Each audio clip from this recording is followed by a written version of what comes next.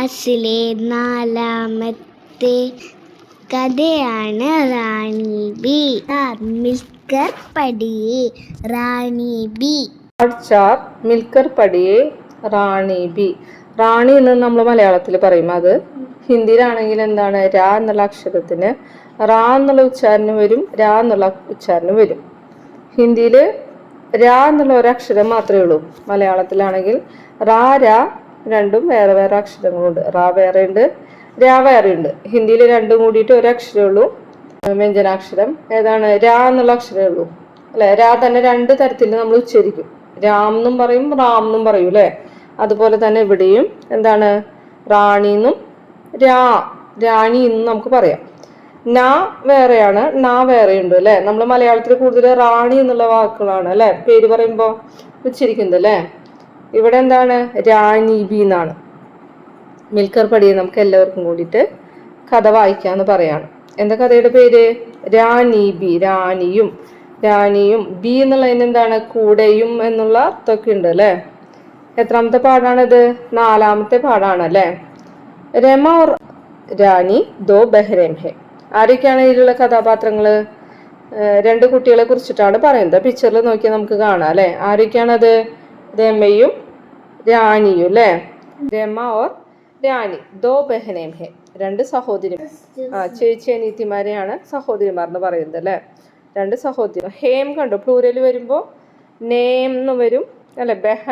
ബഹനേം ഹേം എന്നുള്ള ഉച്ചാരണം വരും അല്ലെ പ്ലൂരലായിട്ട് പ്രയോഗിക്കുമ്പോൾ. രാണി ഹമേശ രമാക്ക് സാത്ത് രഹത്തി ഹെ. രാണി എല്ലായ്പ്പോഴും ആരുടെ കൂടിയാണ് കാണുന്നത്? രമാക്ക് സാത്ത്. രമ ആരാണ്? ചേച്ചിയാണ് അല്ലെ. രാണി ആരാണ്? അനിയത്തിയാണ് അല്ലെ. കേസാത്ത് എന്താ അർത്ഥം? കൂടെ എന്നുള്ള അർത്ഥത്തിലാണ്.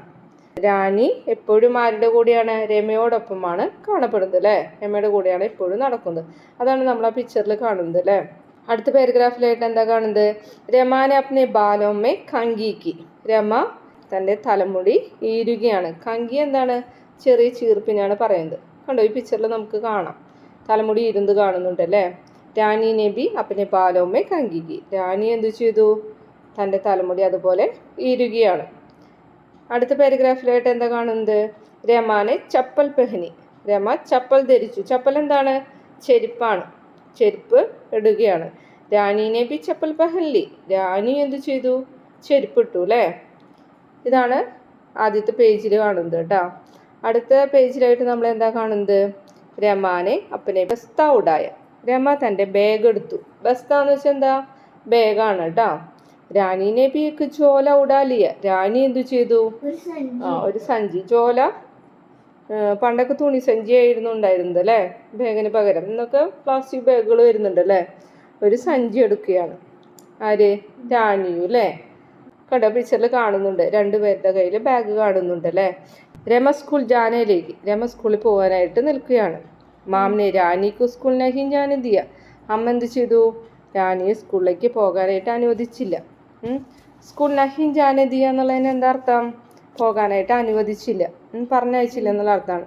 സ്കൂൾ ജാനെ ദിയ എന്ന് വെച്ചാൽ എന്താ അർത്ഥം വരിക? പോകാനായിട്ട് അനുവദിച്ചു എന്നാണ്. നഹി വന്നതുകൊണ്ട് അതിൻ്റെ അർത്ഥം മാറുകയാണ്. നഹീം എന്നുള്ള വാക്കിന് എന്താ അർത്ഥം? ഇല്ല, അല്ല എന്നുള്ള അർത്ഥമാണ് അല്ലേ. അപ്പോൾ നഹീം വന്നുകൊണ്ട് ആ സെൻറ്റൻസിൻ്റെ അർത്ഥം തന്നെ മാറിപ്പോവും അല്ലേ. അപ്പോൾ പോകാനായിട്ട് അനുവദിച്ചില്ല. കാരണം എന്താണ്? രാണി അബി ബഹു ചോട്ടി ഹെ. രാണി എങ്ങനെയാണ്?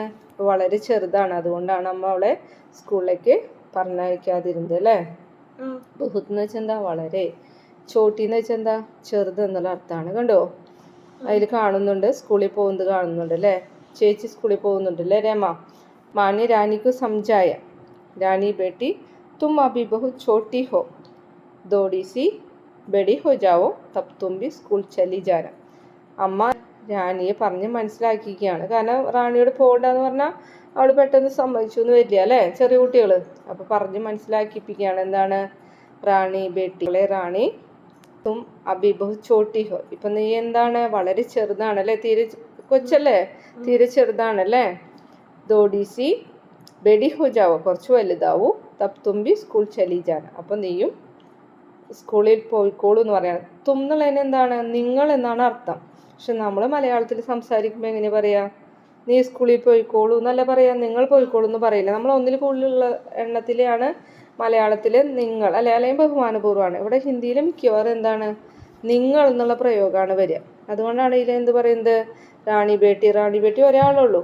അപ്പം അമ്മ എന്താ പറയുന്നത്, തും അഭി ബഹു ചോട്ടി ഹോ, നിങ്ങളിപ്പോൾ ചെറുതാണെന്ന് പറയുമ്പോൾ നമ്മൾ വിചാരിക്കും രണ്ടുപേരെയാണ് സൂചിപ്പിക്കുന്നത് അല്ലേ. പക്ഷെ അങ്ങനെയല്ല. എന്താണ്, ഒരാളെ സൂചിപ്പിക്കാൻ ഹിന്ദിയിൽ എന്താണ് പ്രയോഗിക്കുക, തും എന്നുള്ള പ്രയോഗം വരും. തു എന്നുള്ള വാക്കാണ് ശരിക്കും ഹിന്ദിയിൽ നീ എന്നുള്ള വാക്കിൻ്റെ അർത്ഥം. അതിനെ ഉപയോഗിക്കുന്ന വാക്ക് ഏതാണ്, തു എന്നാണ്. തു എന്നുള്ളതിൻ്റെ അർത്ഥമാണ് നീ. തും എന്നുള്ളതിന് എന്താണ്, നിങ്ങൾ എന്നാണ് അർത്ഥം. ആപ്പ് എന്നുള്ളതിന് എന്താ, താങ്കൾ എന്നാണ്. അങ്ങനെ 3 പ്രയോഗങ്ങളാണ് വരുന്നത്. അത് നാമത്തിന് പകരം ഉപയോഗിക്കുന്നതാണ് സർവനാമങ്ങൾ, പേരിന് പകരം ഉപയോഗിക്കുന്നത്. അതിൽ ആദ്യത്തെ എന്താണ്, തു, ഒരാളെ സൂചിപ്പിക്കുന്നത് നീ. തും എന്ന് വെച്ചാൽ എന്താ അർത്ഥം, നിങ്ങൾ, ഒന്നിൽ കൂടുതൽ വരുന്നത്. ആപ്പ് എന്ന് വെച്ചാൽ എന്താ അർത്ഥം, താങ്കൾ. തു വരുമ്പോൾ എന്ത് പ്രയോഗിക്കും, ലാസ്റ്റ് സെൻറ്റൻസിൽ ഹേ ആണ്. തും വരുമ്പോൾ ഹോ വരും. ആപ്പ് വരുമ്പോൾ ഹേം എന്നാണ് പ്രയോഗിക്കുക. അപ്പോൾ റാണി ബേട്ടി തും അഭി ബഹു ചോട്ടി ഹോ, എന്താ പറയുന്നത് കണ്ടോ, തും വരുമ്പോൾ സെൻറ്റൻസിൻ്റെ അവസാനം ഹോ പ്രയോഗിച്ചത് കണ്ടോ. നിങ്ങൾ എന്താണ് ചെറുതാണെന്ന് പറയാണ്. ദോഡി സി ബെഡി ഹോ ജാവോ, കുറച്ച് വലുതാവൂ. തബ് തും ബി സ്കൂൾ ചലി ജാന, അപ്പോൾ എന്താണ് ജബ് തബ് എന്നുള്ള പ്രയോഗം ഹിന്ദിയിൽ പ്രയോഗിക്കുന്നതാണ് കണ്ടോ. അബി ഇപ്പോൾ എന്താണ് ചെറുതാണ്. ദോഡി സി ബെഡി ഹോ ജാവോ, കുറച്ച് വലുതാവൂ. തബ് അപ്പോൾ എന്താണ് തുമ്പി സ്കൂൾ ചലി ജാന, നിങ്ങളും സ്കൂളിൽ പൊക്കോളും. അപ്പം പെട്ടെന്ന് നമ്മൾ കേൾക്കുമ്പോൾ തും നിങ്ങൾ എന്നുള്ള പ്രയോഗം നമ്മുടെ ഭാഷയിൽ നമ്മൾ പ്രയോഗിക്കില്ല അല്ലേ. നീ അപ്പോൾ സ്കൂളിൽ പോകുന്നല്ലേ നമ്മൾ സാധാരണ പറയാം.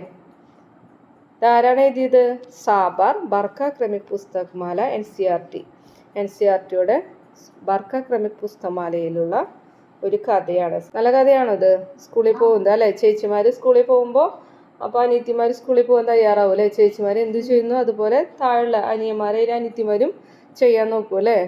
അതുപോലെയുള്ള ഒരു കഥയാണ് ഇതും അല്ലേ.